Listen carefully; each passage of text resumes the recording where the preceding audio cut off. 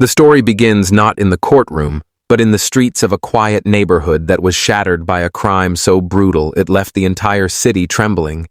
A young woman, the beloved daughter of a respected judge, was found murdered in her own home. She was just 22 years old, full of life, with dreams of becoming a lawyer herself one day. Her death was not only a personal tragedy for her family, but also a national headline because of who her father was. The crime scene shocked investigators. Broken glass, overturned furniture, and signs of struggle painted the picture of a violent confrontation. Neighbors had heard screams but thought it was just another loud argument. By the time the police arrived, it was too late. The suspect was soon identified, a local man with a long criminal record. He was known in the underworld for his arrogance, his lack of fear of the law, and his connections with powerful people. He was caught within days, but instead of showing remorse, he smiled in front of the cameras. That smirk burned into the memory of the judge, and everyone watching the public erupted in anger. Protests broke out in front of the police station. People demanded the harshest punishment possible. News anchors debated the case nightly. Social media was flooded with messages of rage. If this man escapes justice, then there is no justice at all. But beneath the anger, there was also fear. Everyone knew how the system worked. Bribes, influence, and loopholes often saved dangerous criminals. Rumors spread that the accused already had powerful lawyers working on his release. For the judge, this was more than just another case. It was personal. The man sitting in custody was the one who had taken his daughter's life. Yet, as a judge sworn to uphold the law, he was bound by duty. He couldn't act as a father in the courtroom. He had to act as a guardian of justice.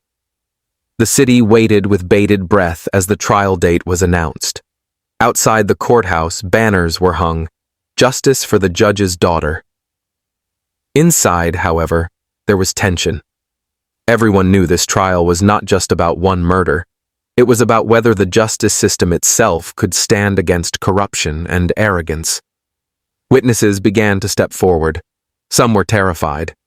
One neighbor confessed, "I saw him enter the house that night, but I am afraid to speak in court." Another whispered, "He has friends everywhere. What if they come after me?" The climate of fear showed just how dangerous this man really was. For the father judge, each testimony was like reopening a wound. He listened to the descriptions of how his daughter cried for help, how she fought back, and how mercilessly her life was taken. His heart ached, but his face remained stone cold. He could not afford to break. The crime had already become a symbol of something much larger. It wasn't just about punishing one killer. It was about proving that justice could not be bought, no matter how powerful the accused was. And so, as the city watched, the stage was set. The courtroom was about to become the battlefield where law, morality, and revenge would collide. The question now wasn't just whether the accused would be punished. The real question was, could a father wear the robes of a judge while staring into the eyes of the man who murdered his daughter? The day of the trial arrived. The courthouse, usually a place of quiet procedure, was now surrounded by crowds chanting for justice. News vans lined the streets. Cameras pointed toward the massive doors where the accused would be brought in. Police officers struggled to hold back the wave of protesters holding placards. No mercy for murderers. Justice for the judge's daughter. Inside, the atmosphere was suffocating. The air was thick with tension, whispers, and anticipation. Every seat was filled. Journalists, activists, family members, and ordinary citizens who had come to see history unfold. And then, the accused was brought in. Handcuffed, yet walking with arrogance, he smirked at the crowd inside the courtroom. His eyes met the judge, the father of the very woman he had killed, and he tilted his head mockingly, as if daring him to act. Gasps echoed through the room. The bailiff announced loudly, "All rise! The honorable judge presiding." The judge entered, dressed in black robes, his face unreadable. Yet beneath that mask, his heart was a storm. He sat at the bench, his gavel striking the wood sharply. Judge, this court is now in session. Prosecution, you may begin. The prosecutor, a seasoned lawyer with files stacked high, stood and addressed the jury. Prosecutor, ladies and gentlemen, today you will hear the story of a young woman whose life was stolen in cold blood. You will see evidence, unshakable evidence, that this man, he pointed toward the accused, did not only commit murder, but did so with cruelty and arrogance. We will prove beyond doubt that he deserves the maximum punishment. The defense lawyer rose quickly, adjusting his expensive suit. Defense. Objection, Your Honor. My client has not been proven guilty yet. The prosecution is poisoning the jury from the start. The judge nodded calmly. Judge. Objection sustained. Prosecution, stick to the facts. But deep inside, the judge already knew the facts. He had lived them. He had buried his daughter. Still, he had to appear neutral. The first witness was called, a neighbor who had seen the accused enter the house on the night of the murder. The courtroom fell silent. Prosecutor, tell the court what you saw. Witness, voice trembling. I saw him. I saw him go into her house that night. He was angry. I heard shouting, then silence. And later, I saw him leave. The defense pounced immediately. Defense, are you sure? It was dark. Could you not be mistaken? Perhaps it was someone else? Witness, hesitating. No, it was him. I'll never forget his face. The accused leaned back, smirking again, whispering something under his breath. The judge's jaw tightened. He could hear the mockery, see the arrogance, and feel the anger boiling within him. Another witness spoke, this time a forensic officer who described the brutal nature of the crime. The details cut into the judge like knives. His daughter's final moments echoed in his mind, but he pressed his hands against the desk, forcing himself to remain composed. By the end of the day, the courtroom was left shaken. The prosecution had built a strong case, but the defense was relentless, twisting facts, pointing to supposed holes in the investigation. The killer's smile never faded. And as the judge struck his gavel to adjourn, the public knew. This was no ordinary trial. It was a battle, not just for justice, but for the very soul of the man sitting at the bench. The second day of the trial began, and the accused entered the courtroom with the same smug expression plastered across his face. Shackled at the wrists, but his chin raised high, he looked less like a man facing justice and more like one putting on a show. He scanned the crowd, journalists, grieving families, protesters, and then his gaze fixed on the judge. With a sly grin, he mouthed words only the judge could read. You can't touch me. The prosecution resumed, presenting more damning evidence, fingerprints, DNA samples, and security camera footage showing the accused near the victim's house. Yet, through it all, the accused leaned back lazily, yawning, as though none of it mattered. When the judge called for silence, the accused chuckled aloud. Judge, sternly. Order in the court. Accused, mocking. Order? This is a circus, Judge. Everyone knows I'll be free soon. You can't keep me in here forever. Gasps rippled through the room. The defense lawyer shot his client a warning glance, but the accused ignored him. Instead, he leaned forward, resting his elbows on the table, and smirked directly at the grieving father in the judge's robe. Prosecutor. Your Honor, I request the accused be reminded of proper conduct. Accused, interrupting. Conduct? Don't lecture me. I know the system better than you do. A few weeks, maybe months, and I'll be back on the streets. That's how it works, doesn't it? The judge's gavel slammed down. Judge, one more outburst, and you'll be held in contempt of court. Accused, grinning wider. Contempt? Please, I hold you in contempt. You think you scare me? You think these people scare me? I killed your daughter, Judge, and I don't regret a thing. The words hung heavy in the air like poison. Murmurs erupted across the courtroom. Some people shouted angrily, others cried, and the bailiffs had to restore order. The judge froze. His heart thundered in his chest, but his face remained stiff, hiding the storm within. Inside, his blood boiled. He wanted to leap across the bench and tear the man apart. But his oath to the law chained him to his seat. The prosecutor attempted to regain control. Prosecutor: Your Honor, this outburst proves his lack of remorse. It is clear this man is dangerous and beyond rehabilitation. The defense lawyer, sweating, tried to salvage the situation. Defense: Your Honor, my client is under stress. He didn't mean... Accused, snapping at his own lawyer.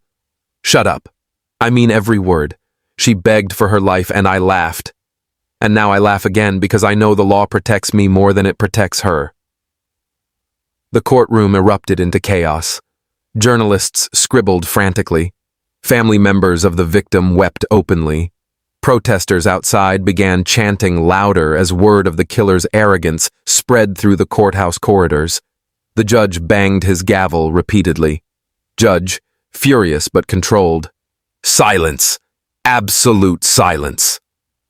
When quiet finally returned, the judge leaned forward, his voice low, but trembling with restrained rage. Judge, let the record show. The accused has not only confessed, but has displayed open defiance toward this court and the very principles of justice. Still, the accused smiled. His arrogance was a shield, and he wielded it as a weapon against everyone in the room. For him, this was not a trial. It was a stage. And yet, as the day ended, one truth became clear. His arrogance was no longer just mocking the victim's family. It was now provoking the judge himself, daring him to break the very laws he had sworn to uphold. The question lingered in the heavy silence of the courtroom. How long could a father hide behind the robes of a judge, while the killer of his daughter laughed in his face? The courtroom returned the next morning under a storm of tension. By now, the killer's shameless arrogance had spread across every news channel. Headlines screamed, "Murderer mocks judge in open court." Crowds outside the courthouse had doubled. Some shouted for the killer's execution, while others held signs demanding that the law be respected. Inside, however, the tension was even thicker. The judge entered, his robes heavy on his shoulders, his eyes tired from a night of restless memories, his daughter's laughter, her future dreams, her lifeless body. The courtroom rose to its feet as he took his place. The defense began with another attempt to delay. Defense: Your Honor, in light of yesterday's emotional outbursts, I move for an adjournment until my client is in a calmer state of mind. Prosecutor, angrily: Your Honor, this is a stalling tactic. The accused has shown nothing but contempt for this court and even confessed his guilt. Defense: Confession under duress provoked by circumstances. He deserves a fair... The judge slammed the gavel. Judge: Enough. This trial will proceed. No more games. The accused laughed from his chair. Accused: No more games? Judge, the whole system is a game, and I always win. The words pierced the judge's composure. His hand tightened around the gavel until his knuckles whitened. His mind screamed, how dare he? But aloud, he forced himself to remain calm. Witness after witness came forward. One described how the victim begged for mercy. Another recounted seeing the accused leaving the house, smiling. The prosecution laid out the evidence in devastating detail. Each testimony was another dagger in the judge's heart. Then came the moment that cracked the fragile silence. During cross-examination, the defense lawyer suggested the victim might have provoked the attack. The entire courtroom gasped in horror. Prosecutor, furious: Objection! That is an insult to the memory of the victim. Defense: I am simply exploring possibilities. Perhaps it was a case of passion, not cold-blooded murder. Accused, snickering: Passion? Oh, it was passion, all right, and I enjoyed every second of it. The judge froze. His daughter's screams echoed in his mind. His breathing grew heavier, his pulse louder in his ears. He looked down at the man smirking before him, and for a moment, he no longer saw a defendant. He saw a monster. His voice trembled as he spoke. Judge, do you feel no remorse at all? No regret for what you've done? Accused, leaning forward, eyes gleaming. Regret, only that she died too quickly. The room exploded in chaos, shouts of anger, cries of despair, police rushing to hold people back. The judge's hands shook violently as he gripped the bench. For a brief second, his mask cracked. The pain of a father broke through the discipline of a judge. He stood suddenly, his robes flaring as he rose to his full height. Judge, voice booming. Enough! This court has heard the lies, the arrogance, and the cruelty of this man. I will not allow justice to be mocked any longer. The crowd fell into stunned silence. Even the accused paused, his smirk faltering for the first time. The judge's eyes burned, not just with authority, but with something far more dangerous, rage. And in that moment, everyone in the courtroom realized justice was no longer the only thing on trial. The judge himself was standing at the edge of a decision that could change everything. The breaking point had arrived. The courtroom was frozen in silence. The judge's words still hung in the air like a storm cloud ready to burst. Every person inside knew something was about to happen, something beyond the ordinary boundaries of law. The accused leaned back in his chair, regaining his arrogance. He smirked, tilting his head toward the judge. Accused, mocking. What's the matter, Judge? Losing your cool? Careful now. You wouldn't want to forget your precious oath to justice. The judge's hands trembled on the bench. He stared at the man who had destroyed his family, who had mocked his pain, who had spat in the face of the law. His heart pounded, but this time he did not fight it. He rose slowly, his voice sharp as thunder. Judge, this court has heard the evidence. It has witnessed the arrogance, and it has seen a monster laugh at the suffering he has caused. Today, the law demands justice, and today, justice will be delivered. The gavel struck once, echoing like a gunshot. The crowd leaned forward, waiting for the formal sentence. Some expected life imprisonment, others hoped for the death penalty, but no one expected what would come next. The accused laughed again, loud and cruel. Accused, justice? You're just an old man in a robe. I killed your daughter and I'll walk free. You can't touch me. And then, it happened. In one swift motion, the judge reached beneath his robes. Gasps filled the air as he pulled out a pistol, his hand steady now, his eyes locked onto the accused. The courtroom froze in disbelief. Defense, shouting, Your Honor, this is madness. Put the weapon down. Prosecutor, shocked. Judge, think of the law. Bailiff, Sir, please don't do this. But the judge was beyond reason. His voice shook the very walls. Judge, the law has failed. The system protects killers, not the innocent. But I will not let this man walk free. I will not let my daughter's blood be mocked any longer. The accused's smirk faltered, but he still tried to stand tall. Accused, defiant. You don't have the guts. You're all bark, Judge. You won't pull the trigger. The judge's eyes narrowed. His voice dropped to a chilling whisper. Judge, you're wrong. The shot rang out. The sound echoed through the chamber, followed by screams, shouts, and chaos. The accused fell backward, lifeless, the smirk wiped from his face forever. Blood spread across the courtroom floor, a grim seal of judgment. The room erupted. Some people cried out in shock. Others cheered wildly, clapping and shouting, Justice! Justice! Reporters scrambled, cameras flashing to capture the historic, horrifying moment. Lawyers ducked for cover. The bailiffs rushed forward but stopped short. unsure whether to arrest the man who was both their superior and a grieving father. The judge lowered the gun slowly, his chest heaving. His face was not triumphant. It was weary, broken, but resolute.